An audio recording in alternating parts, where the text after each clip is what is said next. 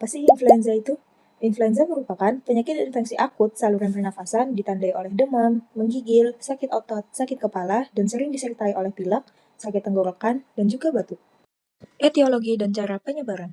Virus penyebab influenza merupakan suatu ortomyxovirus golongan RNA yang dapat mengakibatkan virus musiman dan pandemi. Terdapat 3 tipe virus influenza, yaitu A, B, dan C. Tipe tersebut dibedakan dengan complement fixation test, atau metode laboratorium serologi yang digunakan untuk mendeteksi keberadaan antibodi atau antigen spesifik dalam sampel. Prinsip yang digunakan adalah sistem komplement akan diaktifkan jika terjadi ikatan dan reaksi antigen-antibodi. Ketiga tipenya yaitu ada tipe A yang paling sering menimbulkan pandemi, paling berbahaya, dan bisa menyebabkan komplikasi.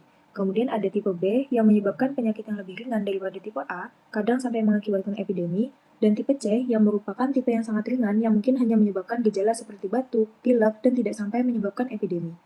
Kemudian ada struktur antigenik virus influenza yang meliputi 3 bagian utama yang memungkinkan mereka menginfeksi sel inang dan menyebar. Ada antigen S atau soluble antigen, merupakan suatu inti partikel virus yang terdiri atas ribuan nukleoprotein. Kemudian ada hemaglutinin yang berfungsi untuk memediasi penempelan virus ke sel inang, dan neuraminidase yang berfungsi untuk memfasilitasi pelepasan virus baru dari sel inang. Penyebaran penyakit ini melalui media tetesan air atau droplet, pada waktu batuk dan melalui partikel yang berasal dari sekret hidung maupun tenggorokan yang ada di udara atau airborne, terutama di ruangan yang tertutup dan sesak dipenuhi oleh manusia. Secara klinis, diagnosis influenza lebih mudah ditegakkan saat terjadi wabah. Biasanya banyak orang yang mengalami gejala serupa seperti demam tinggi, batuk, sakit tenggorokan, dan nyeri otot. Namun, di luar wabah, gejala influenza sering kali sulit dibedakan dari penyakit lain seperti flu biasa. Sehingga diperlukan pemeriksaan khusus untuk memastikan diagnosisnya.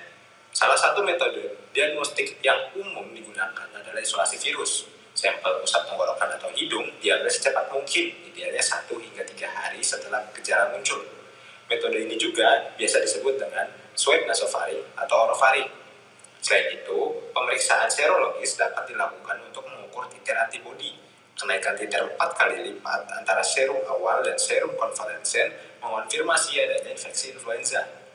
Pemeriksaan anti-influenza (IgM) juga dapat memberikan hasil yang lebih cepat. Namun, metode diagnostik paling akurat saat ini adalah PCR dan RT-PCR. PCR dan RT-PCR mampu mendeteksi materi genetik, virus influenza, bahkan virus pernapasan lain, seperti adenovirus dan RSV. Metode ini memberikan hasil yang cepat dan akurat.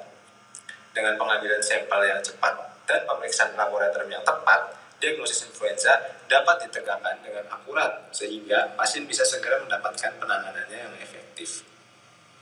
Faktor risiko dapat terjadi pada orang yang berusia lebih dari 65 tahun karena bisa terjadi komplikasi seperti pneumonia. Kemudian orang yang memiliki kondisi medis kronis seperti asma, penyakit jantung, penyakit paru, pasien HIV atau AIDS, ibu hamil, dan anak-anak di bawah 5 tahun terutama di bawah 2 tahun. Sebenarnya, flu dapat terjadi pada siapapun di segala usia, tetapi beberapa orang berisiko lebih tinggi mengalami komplikasi jika mereka mengalami sakit flu. Seperti yang kita tahu, virus influenza dapat menyebar melalui droplet ataupun aerosol. Melalui droplet sebagai contoh ketika seseorang bersin ataupun batuk, di mana kondisi seseorang itu sedang terinfeksi oleh virus influenza, droplet yang keluar dapat kemudian dihirup oleh manusia dan dapat menyebabkan mekanisme penyakit influenza. Replikasi virus influenza. Replikasi virus influenza merupakan suatu proses kompleks yang terdiri dari beberapa tahap. Proses ini dimulai dengan suatu mekanisme yang kita kenal dengan adsorpsi, yaitu ketika virus menempel pada permukaan sel inang melalui interaksi antara protein hemaglutinin yang kita kenal dengan HA pada virus dengan reseptor asam sialat yang terdapat pada sel epitel saluran pernafasan. Setelah itu, virus memasuki sel melalui mekanisme endositosis yang dimediasi oleh suatu reseptor. Di dalam endosom, pH yang rendah ini memicu perubahan konformasi HA sehingga memungkinkan membran virus untuk menyatu dengan membran endosom dan melepaskan genom virus. Genom virus di sini yang kita sebut dengan ribonukleoprotein ataupun RNP akan dibantu oleh suatu protein matriks M2 yang membantu pelepasan genom ini dengan membentuk kanal ion yang memungkinkan masuknya ion H+ ke dalam virion sehingga RNP dapat ditransport ke inti sel. Seperti yang kita tahu, RNA genom virus influenza yang berupa untai negatif tidak dapat secara langsung digunakan untuk sintesis protein. Maka perlu beberapa proses untuk menjadikannya bermanfaat. Yang pertama, transkripsi RNA untai negatif menjadi mRNA. Di dalam inti sel, kompleks RNA polimerase virus yang terdiri dari 3 subunit PB1, PB2, dan PA menggunakan RNA genom untai negatif sebagai cetakan untuk mensintesis mRNA. mRNA ini kemudian diekspor ke sitoplasma untuk translasi menjadi protein virus seperti hemaglutinin, neuraminidase, dan juga nukleoprotein. Yang kedua, selain transkripsi, RNA polimerase juga mensintesis RNA untai positif yang disebut dengan RNA komplementer ataupun cRNA. cRNA berfungsi sebagai template untuk menghasilkan salinan baru RNA genom untai negatif yang nantinya akan digunakan ataupun dimasukkan ke dalam virion baru. Protein-protein lain seperti protein HA, NA, dan M2 dimodifikasi di retikulum endoplasma sebelum akhirnya ditransport ke membran plasma. Sementara itu, RNA genom yang telah direplikasi akan kembali ke sitoplasma untuk dirakit bersama protein matriks M1 dan RNP. Memasuki proses terakhir, yaitu suatu mekanisme yang kita kenal dengan budding, di mana virus yang telah dirakit keluar dari sel inang dengan membungkus dirinya menggunakan membran plasma sel. Neuraminidase ataupun yang kita kenal dengan NA berperan penting dalam memotong asam sialat pada permukaan sel inang untuk mencegah virus yang baru terbentuk atau kita kenal dengan virion menempel kembali pada sel yang sama. Secara keseluruhan, proses replikasi ini akan terjadi dengan cepat dan efisien sehingga menyebabkan penyebaran virus yang cepat di saluran pernafasan. Antigen drift. Antigen drift merupakan suatu perubahan kecil dan bertahap pada gen yang mengkode hemaglutinin, HA, atau neuraminidase atau yang kita sebut dengan NA. Perubahan ini dapat terjadi akibat mutasi titik atau yang kita sebut dengan point mutation selama replikasi virus RNA. RNA polimerase virus influenza ini tidak memiliki mekanisme proofreading, sehingga dia tidak dapat membaca ulang dari hasil replikasinya dan sangat memungkinkan mutasi saat genom RNA virus ini sedang direplikasi. Mutasi ini dapat menyebabkan perubahan kecil pada struktur HA ataupun NA yang kemudian dikenal dengan variasi antigenik. Sehingga sistem imun inang mungkin tidak mengenali HA ataupun NA yang telah sedikit berubah meskipun pernah terpapar virus influenza yang serupa sebelumnya. Antigen shift.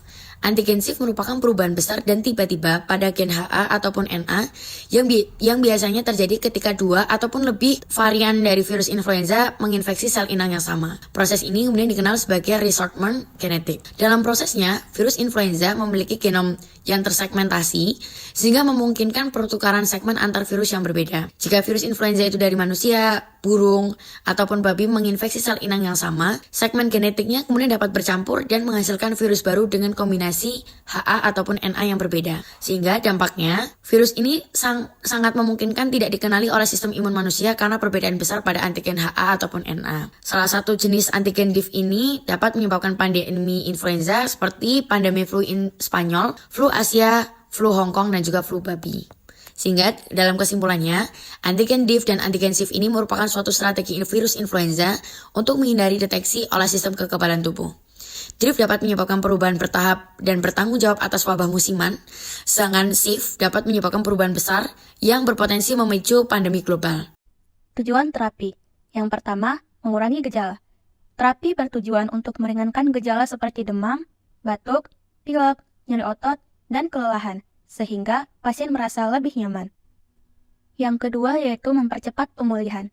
Pengobatan yang tepat membantu tubuh melawan virus influenza lebih cepat dan mempersingkat durasi penyakit.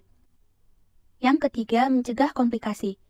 Influenza dapat menyebabkan komplikasi serius, terutama pada kelompok berisiko tinggi seperti anak-anak, lansia, ibu hamil, dan individu dengan penyakit kronis.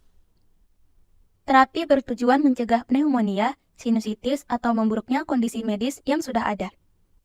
Yang keempat yaitu mencegah penyebaran virus. Mengurangi durasi penyakit juga membantu membatasi penyebaran influenza kepada orang lain. Dan yang terakhir yaitu memperkuat daya tahan tubuh. Pendekatan tambahan seperti istirahat cukup, hidrasi, dan nutrisi yang baik membantu memperkuat sistem imun untuk melawan virus. Selanjutnya yaitu standar atau pedoman terapi. Yang pertama, penggunaan dekongestan untuk mengurangi dan menghilangkan gejala hidung tersumbat atau pilek. Yang kedua, cuci tangan secara rutin untuk menghindari penyebaran virus flu ke benda atau orang lain. Yang ketiga, pastikan tubuh terhidrasi dengan minum banyak cairan seperti air putih, jus buah, atau sup hangat guna mencegah dehidrasi. Yang keempat, konsumsi obat pereda nyeri seperti paracetamol untuk meredakan gejala demam dan nyeri otot.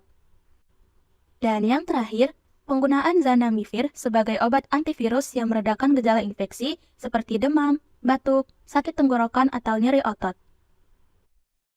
Selanjutnya ada spesifikasi obat. yaitu pseudoephedrine.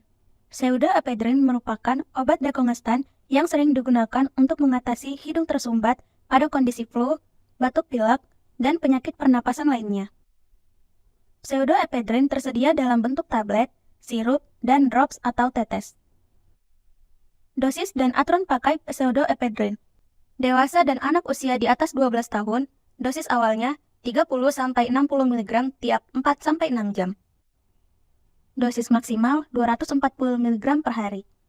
Dosis penggunaan untuk tablet lepas lambat adalah 120 mg tiap 12 jam sesuai kebutuhan.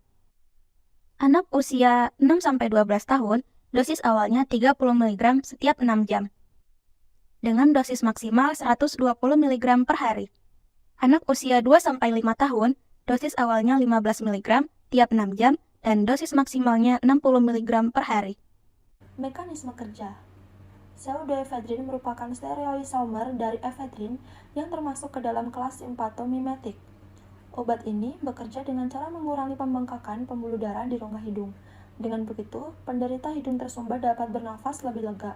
Pseudoephedrine merupakan dekongestan kerja campuran yang bekerja dengan mengaktifkan reseptor amin dan adrenergic secara langsung dengan mengikat reseptor itu sendiri, dan secara tidak langsung dengan menyebabkan pelepasan norepinefrin di terminal saraf sinaptik. Mekanisme pseudoephedrine tersebut dapat menghasilkan vasokonstriksi sehingga dapat disebut sebagai dekongestan. Namun, hal tersebut juga menyebabkan terjadinya peningkatan tekanan arteri rata-rata, detak jantung, dan respon chronotropik atrium kanan. Efek samping dan bahaya pseudoephedrine. Efek samping yang mungkin timbul setelah mengonsumsi pseudoephedrine adalah mual atau muntah, sakit kepala atau pusing, mulut kering, gelisah atau gugup, dan sulit tidur. Komplikasi penyakit. Komplikasi yang mungkin terjadi akibat influenza antara lain pneumonia, bronkitis, sinusitis, ensefalitis, bahkan berujung pada kematian. Data dari World Health Organization mencatat bahwa sekitar 290.000 hingga 650.000 orang meninggal dunia akibat virus influenza. Pertama, pneumonia.